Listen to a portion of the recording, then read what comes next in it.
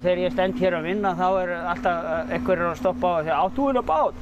Já, og hérna, ertu bara einn í þessu?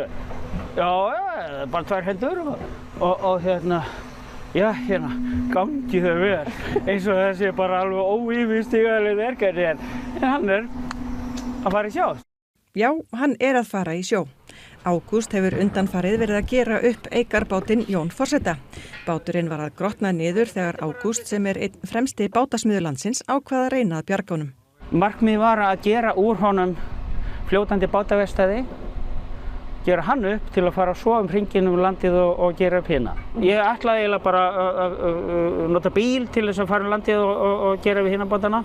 En það flottar að koma á Jóni forseta í höfn og laga, það grand.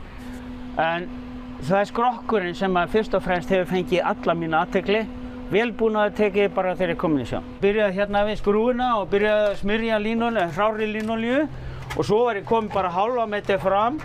Þá var þetta alveg skraufþurrt og þá byrjaði ég aftur og það var bara horfið. Svo báturinn sagði bara, hei Ágúst, þetta æðislega, við viljum meira. Þetta eins og unga barn, þú hættir ekkert að gefa ég bara matinn og það verður ómögulegt, Þetta sami bátinn.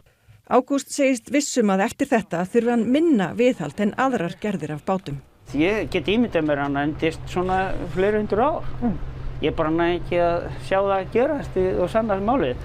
Hann með ýmis ráð upp í erminni, til dæmis hvernig best að forðast að hrúðurkallar setjist á kjölinn.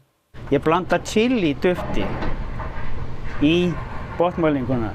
Það var hamagangur á höfninni þegar fréttastofu bar að garði og Ágúst var að klára síðustu handtökin áður en báturinn yrði hífður upp og sjósettur. Hversu oft maður búinn að hlaupa hér upp og niður? Þessi nógu þung.